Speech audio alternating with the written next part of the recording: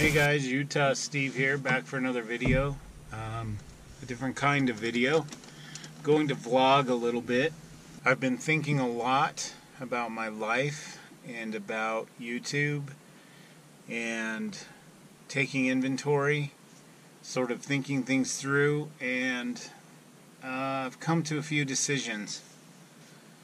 I don't think I'm going to continue this YouTube channel. And a big reason why is the amount of time and effort that I've put into this channel versus the rest of my life. So let's talk statistics first of all before I go into everything else I want to talk about. This could be a long, lengthy video of me just talking. But that's, that's my prerogative. It's my channel, right? So, I have been doing YouTube, this is my 6th year. And after 6 long years of filming every freaking outdoorsy aspect that I can dream up, and still full of ideas, really. Never run out of inspiration or ideas.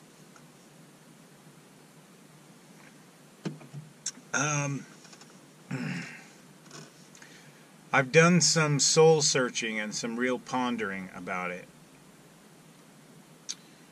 On average, a full-length overnight adventure runs about an hour on average. And a day hike might last 40 minutes. The average YouTube length is 20 minutes to 40 minutes for most YouTubers who put out a video. It just depends on what you're into and what your attention span is, really. I watch some YouTubers who put out videos that are an hour and a half long, 2 hours. I've even seen 3 hours, full documentaries, through hikes and that kind of thing. Anyway, my average is 40 minutes to an hour, and that seems pretty simple from the other side of the camera. What happens typically is I will go on an overnight adventure or a day hike, and I will film and film and film and talk and talk and talk and share and share and share, and just really get out there and experience the whole thing and try to treat the camera like it's another person who's with me, hanging out with me, so that when you watch my videos, you feel like we're hanging out together. And I think I've succeeded at that. I've had enough people contact me about hanging out with them to know that that's the impact it's having. So, to make one video that's, say, we'll go with 40 minutes, it takes roughly 8 to 15 hours of my time at home editing that video, that one video. And I will typically edit for 1 to 2 hours per day throughout the week after it happens, sometimes longer, depending on how much time I have to sit down in front of a computer for 1 or 2 hours at a time. It takes hours and hours of filming, and to whittle it down to that 40 minutes, hours and hours of editing. And then what happens is I throw it up on YouTube, sharing it with the whole world, and of the whole world, it's kind of funny to me, maybe 60 to 80 people will watch that one video. So I've spent tons of time filming, tons of time editing to have 60 people watch it. Now, if you were to put 60 people in a room, that's pretty impressive. But in the YouTube scheme of things, in the online world, that's not very impressive. I have 827 subscribers right now. I roughly get 10% of that audience in views of my videos. I don't know why it works that way. I'm not an expert on YouTube's, data analysis and breakdown, and I'm not interested in it. I never have been. But 10% is pretty crappy, actually, and I don't understand why 827 people would subscribe to my channel when only 80 watch it. This seems backwards to me. What I do when I subscribe to channels, this is my typical watching pattern, is I'll have a slow night at work. I work at a hospital. I work with the mentally ill, and I will typically have a very slow night where I can watch 1 or 2 videos. Sometimes I have a dead night where I can just sit and watch YouTube and frankly get paid for it. Which is a terrible thing to say, but the thing is I have to be available all the time during my shift, so I could get a phone call at any second that changes the whole course of my night. So my viewage, if that's a word, of YouTube doesn't typically happen at home as much as it does at work. And what I do is I click on my subscriptions button, and then it lists all the new videos in order, and I will literally watch each video one at a time and comment occasionally if I feel like it's warranted, and go through all my videos until I'm all caught up. And sometimes I don't get caught up. Sometimes I miss videos. But that's how I, as a subscriber, watch YouTube.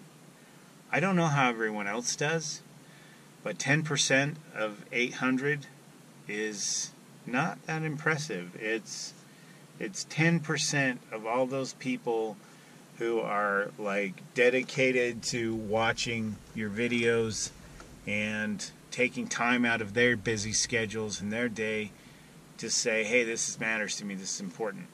That means the other 700 plus people, 720 people roughly, don't have time for you. Now, I don't take that personally. That's not my point of this video. My point is, if I'm filming I go out for 48 hours and I film and film and film, and then I spend 15 more hours editing that video, and only 10% of my viewers watch it, is it worth my time? Is it worth the effort I'm putting in? Especially when there are people who I subscribe to who are actually friends of mine on YouTube, who started after I did, who have 1,000, 2,000, 35,000, 15,000 subscribers. With roughly the same results, 10%. You have 15,000 subscribers, you might get 150 views. You might get 300 views. This is the pattern I've noticed. Not just with me, but with YouTubers. You have 1 million subscribers, you might get 100,000 views, which is pretty impressive. But I don't have 1 million, I don't even have 1,000. And after 6 years, haven't even broken 1,000. Is it worth my time? I don't know if it's my personality, I don't know if it's the content of my videos. It's kind of a, when you're watching backpacking and outdoors videos, it seems huge to you. But really in the overall scheme of YouTube, the outdoors genre is pretty small. It seems like the biggest genre are these idiots who play video games online and get paid to do it. And even my kids I've caught them watching those videos and just pointed out to them that those guys have no skills. Video game skills? Who cares? Real life skills in the outdoors? Fantastic. The world wants entertainment now. They want it fast. They want it in their face, and they want it hilarious and funny all the time. I can't be that way all the time. And I try to put out quality content that means something, that has a lasting effect. And I also am trying to document a piece of my life for, posterity. If I were to drop dead tomorrow of a heart attack, God forbid, the videos are still there. So, something that says who I was and what I was about. Now, I have another channel, Utah Steve Sporadic Vlog, and the reason it's called Utah Steve Sporadic Vlog is because I really just touch on that channel when I feel like it. I've been thinking more about using it again, but more as a video diary, just sitting down in front of the camera like I am right now and talking. Instead of, I was vlogging the snot out of everything. If you go to that channel and watch the videos, you'll see what I mean. A lot of editing, again, involved not that many views. So, way fewer subscribers. I don't even know how many, maybe 50 on that channel. I don't care. That was really for my own therapeutic purposes, my own mental purging, I guess, showing a part of me that isn't the outdoors all the time. Now, having said that, the reason I started this YouTube channel in early 2014, yeah, and now it's early 2019. Yeah. So the reason I started it was my marriage was falling apart. It didn't end for 3 more years after that, but it was for my sanity. I had no one to talk to. I was living under the same roof with a woman who would not talk to me. She wouldn't talk to me. We couldn't work on problems. We couldn't talk things out and solve things. She was isolated. She was always staring at her phone, always watching TV. I was in bed right next to her. This is going to get personal, by the way. If you don't like it, you can click somewhere else. It's not going to get too personal. I'm not going to go graphic on you. But, the marriage was failing. She was disinterested in the marriage. After 11 years together, she told me she wanted a divorce. And I tried really, really hard to make that marriage work. I turned to the camera because I needed someone to talk to. Sometimes when you get married, you watch your friends sort of go away. And that's what happened to me over time, is my friends had their lives and their whatever they're doing. And they're still my friends, but they're busy. And soon your spouse becomes your world. And your children become your world. And then the spouse loses interest. No matter what you do, people have their choices. And my ex-wife chose to opt out of our marriage. Marriage, in my view, is supposed to be something that no matter how tough it gets, you work through it, you stick together, you're a team. If love is lacking, if time is lacking, and attention is lacking, you work on those things and fix them. Because it's the most important fundamental thing in your life. Well, I've been through the marriage process 3 times now. The first time was for 13 years and my wife passed away. She was the best friend I ever had.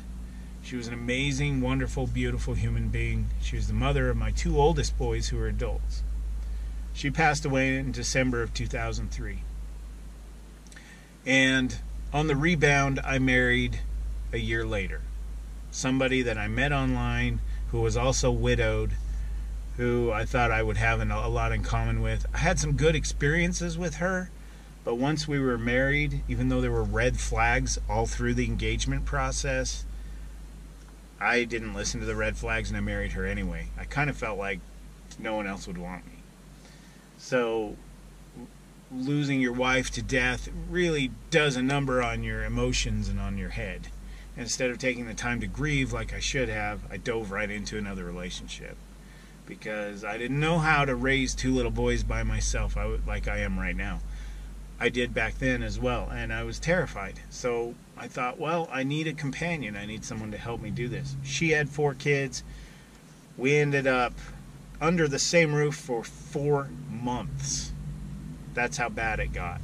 I couldn't take any more. I couldn't listen to her yell at my kids and berate them all the time and tell them to get over it. Instead of sitting down and talking to them and being nurturing and kind, she was brutal to them. And I couldn't listen to it anymore because my late wife was so kind and loving. Her goal was to be a school teacher, and she would have been an amazing one had she been able to pursue that.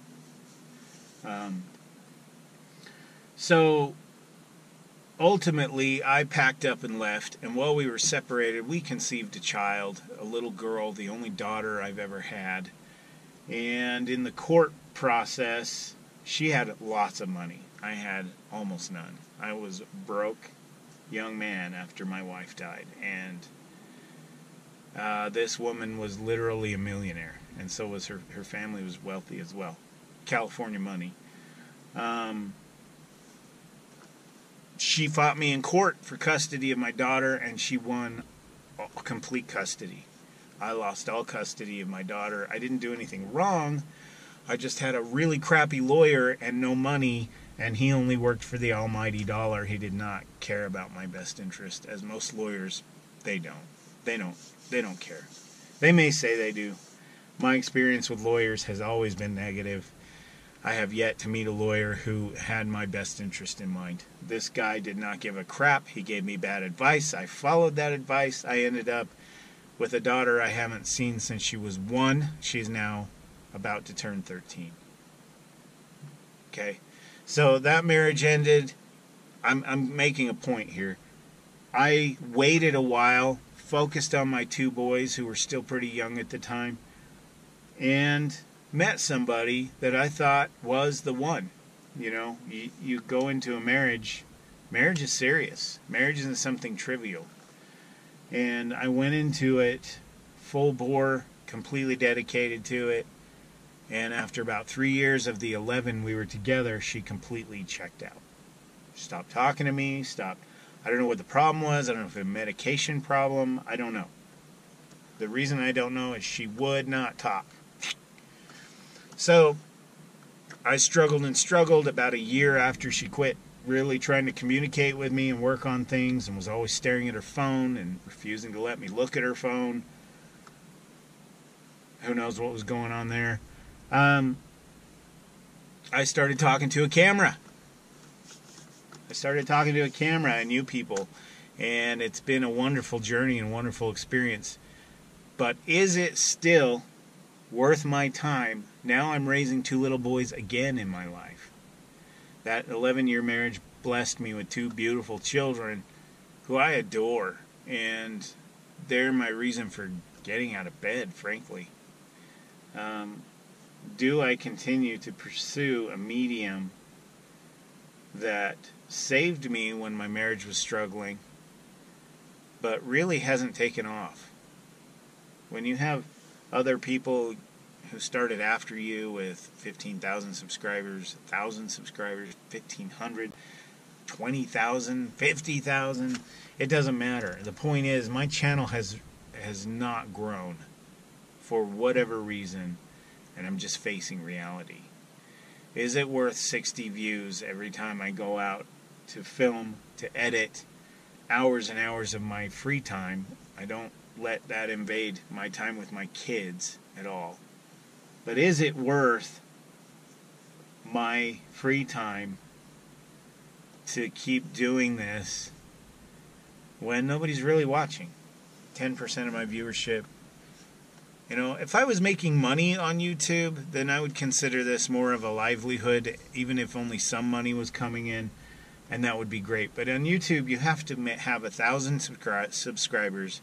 You have to have so much viewing time per month in order to get a check. And that check at that bare minimum might be $10. I don't have that. I don't have an income.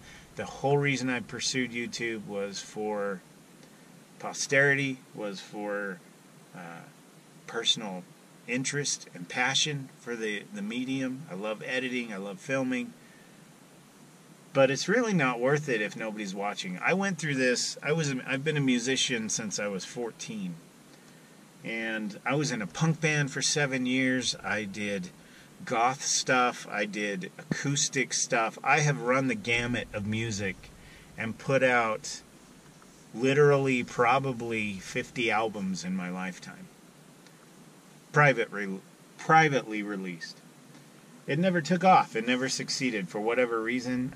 Some of it is I live in Utah, and Utah is not big on being supportive of bands. If I'd grown up in Portland or Seattle or hell, Phoenix, I would have succeeded better than I did in Salt Lake City. So that was part of the problem. There's not a very supportive community of local music. I'm still a musician, but I more sit down with my acoustic guitar and play music, and I don't even record anymore. I had a whole studio at one point. dismantled the studio as time's gone by. It's become something I'm just not interested in doing anymore.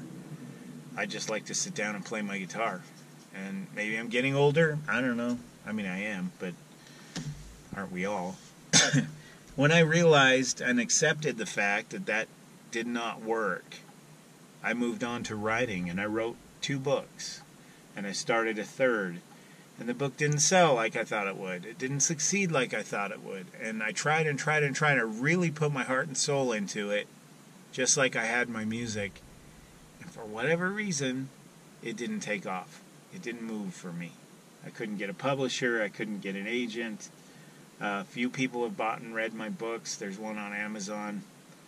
But nobody's really... People have not really embraced it. So I kind of lost the fire for it. I still write. I love to write. I've always been a writer. I wrote lyrics before I wrote songs, poetry, that kind of thing. And I've always loved biographical writing and reading. But it didn't take off. So I accepted that fate. I processed it. I thought about it, and I thought, it's not working. It's not happening. So the next thing that came along was YouTube. So I could combine my writing and my music, and video making is something new to me, so I had to learn it and learn how to edit, the whole process. Embraced it, and I have struggled for 6 years to make it happen. And for whatever reason, it has not taken off. Maybe it's because I'm not a pretty girl. Maybe it's because I'm not 25. Maybe it's because people are sick of seeing an old man with white in his beard rambling about camping. You know, I don't know. You know, really my videos aren't that different from what's already out there. I tried to make them a little different, but even then it didn't really take off. So I have decided it is time to stop going out and filming every adventure I go on. I am not quitting backpacking. I am not quitting car camping or hiking or fishing or any of the outdoors activities I love. I still get out very frequently, as much as possible. But there comes a point, guys, where you realize you just have to accept it's not happening. Just like my marriages. Not my first one. That was freaking perfect. We got along. We didn't fight. We were best friends. We had everything in common. Everything clicked. Everything since then has been a struggle. And not just in marriages, but in life. So now I'm raising 2 little boys once again in my life. And more by myself than ever. Their mother is not very... Okay, the video cut out there. I'm probably talking so much even my camera hates it. My point is, when you try and try and try to make something work, there comes a point where you have to accept that it's not working. And that's the point I've come to with my Utah Steve Outdoors channel. I may still throw up a video.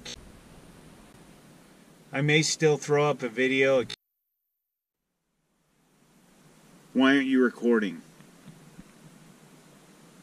Come on, you piece of shit.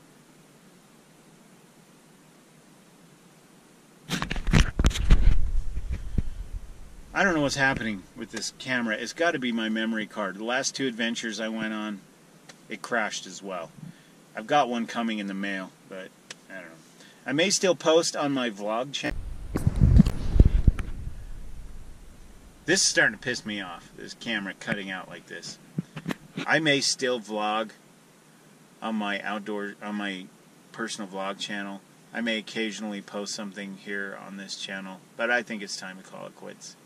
I gotta talk fast. Apparently my memory card doesn't like something.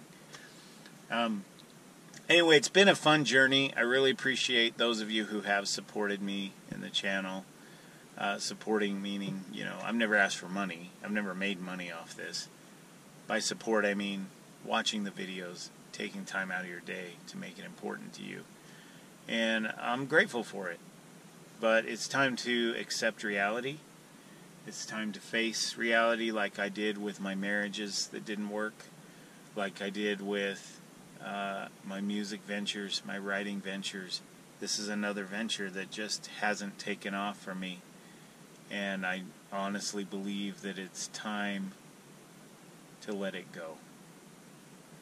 It's time to let go of this like a marriage that just won't work, where there's no communication coming from the other end, so to speak. Now, I don't mean people haven't communicated with me. You've been very good about it. I've gotten some really nice emails from people.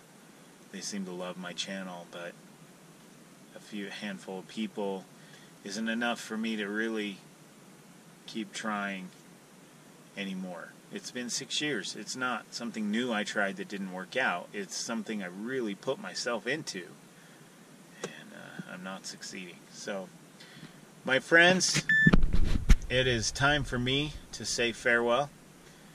You may see an occasional video on here. I don't know. If you're interested in my vlogs, you can go over to that channel. I'll put the link down below. I may start just doing this kind of vlog on it instead of like a whole edited video kind of thing. But yeah, I'm tired, guys. I got 2 boys to raise, and my time is limited and precious. I would like to find another healthy relationship, a healthy relationship to be in, and it's not going to happen if I'm spending all my time filming and editing. And I literally was spending all my free time editing my videos. When you're alone, you know, my kids go home to their moms in the evening every day, and that's my free time, and I would edit for a couple hours, and then I'd take a nap, and I'd go to work. And that's been my pattern, but I don't really want to keep doing that, you know. I want to see what else life has to offer me, and I hope you're understanding about that. Feel free to contact me, utahsteve22@gmail.com. I guess that's it. I really don't have anything else to say. I've kind of run the gamut of everything that's happened in my life that has led me up to this point. And just accepting things for what they are, I think, is an important part of life. Sometimes we don't want to. We don't want to let go. And yet it's time to let go. So take care, guys. I'm Utah Steve. Thank you for joining me on all my outdoor adventures. I will continue to have them. They just won't be on here. Feel free to drop me a line. Check out my other channel. I haven't done anything on there in a while, but something might pop up. Take it easy, guys. I'll see you out on the trail. Say hi if you recognize me. It happens sometimes. Take care, guys.